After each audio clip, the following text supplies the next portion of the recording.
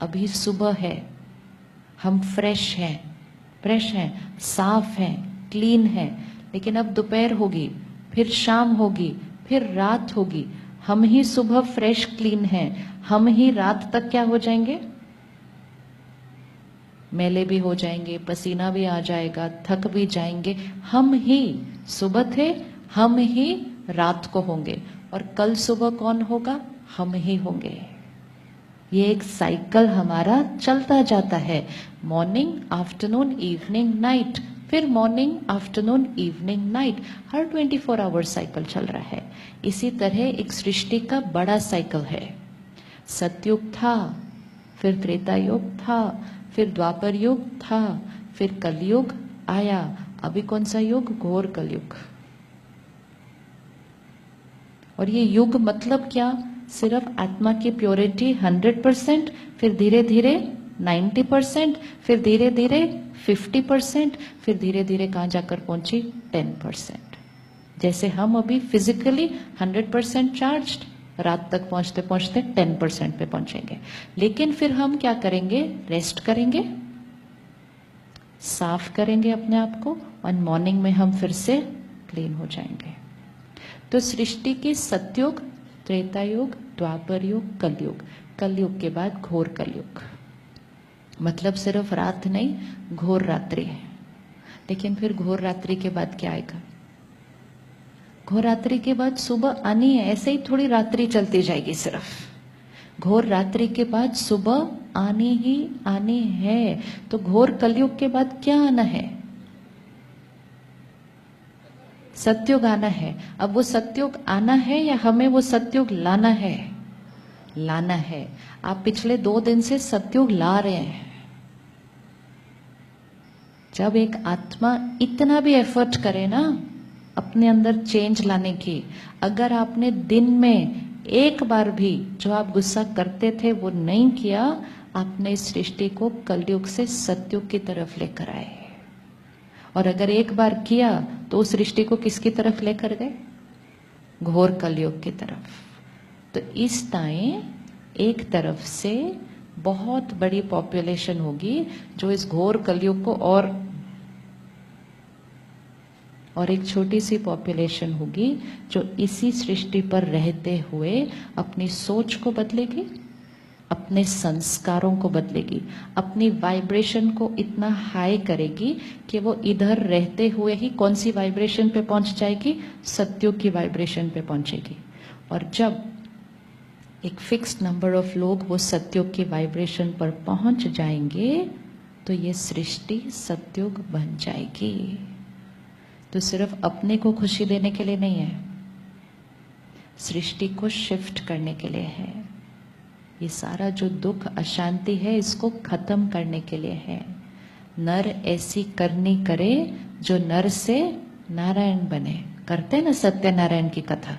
किस किस ने की सत्यनारायण की कथा? की क्या बोला कथा में? नर नारायण बने, नारी लक्ष्मी बने। अब हम कथा सुनते हैं, अपने घर में कथा रखवाते हैं। अब हमें उस कथा को प्रैक्टिकल जीवन में जीना है कि नर ऐसी करनी करे जो नर से नारायण बने। नर और नारी मतलब हम कलयुग में नर और नारी, सतयुग मतलब क्या? नारायण और लक्ष्मी। तो नर ऐसी करनी करे जो नर से नारायण बने।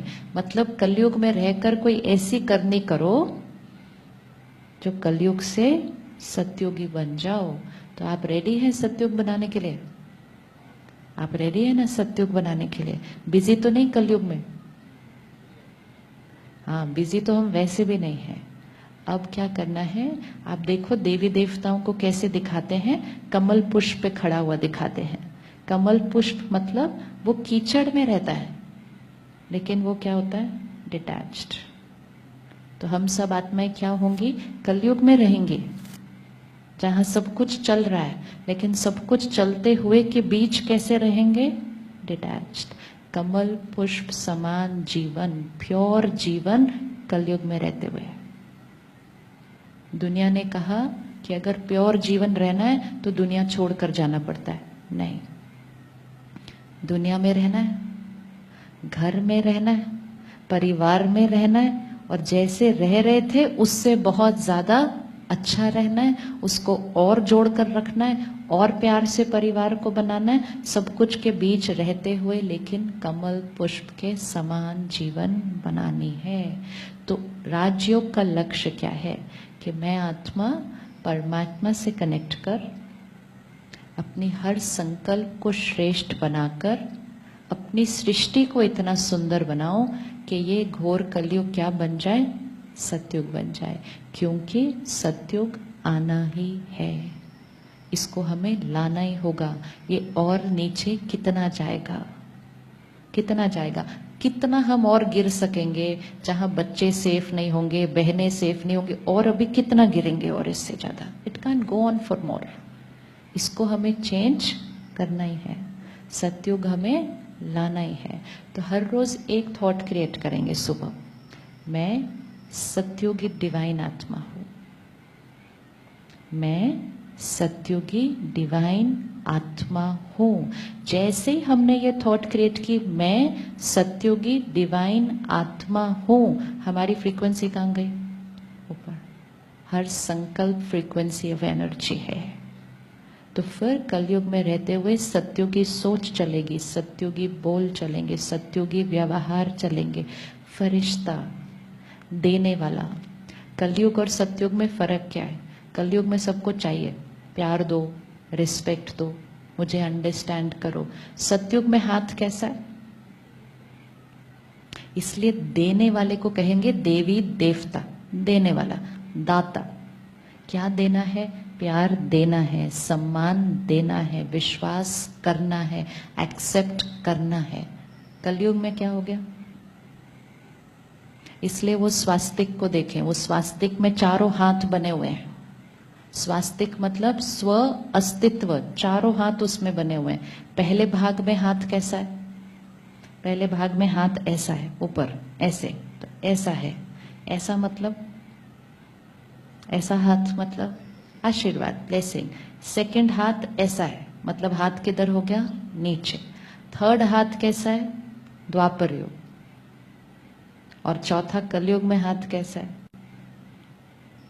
ऐसे, ऐसे, ऐसे और ऐसे। तो कलयुग जाते हाथ कैसे पहुंच गया?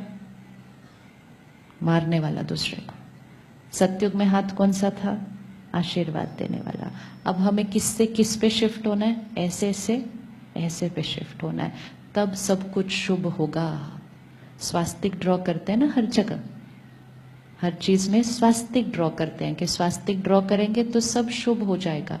सिर्फ ड्रॉ करने से कैसे शुभ हो सकता है? ड्रॉ करना मतलब यहां ड्रॉ करना, यहां ड्रॉ करना कि खुद को कलयुग से सतयुग में शिफ्ट करना, तो सब कुछ शुभ हो जाएगा।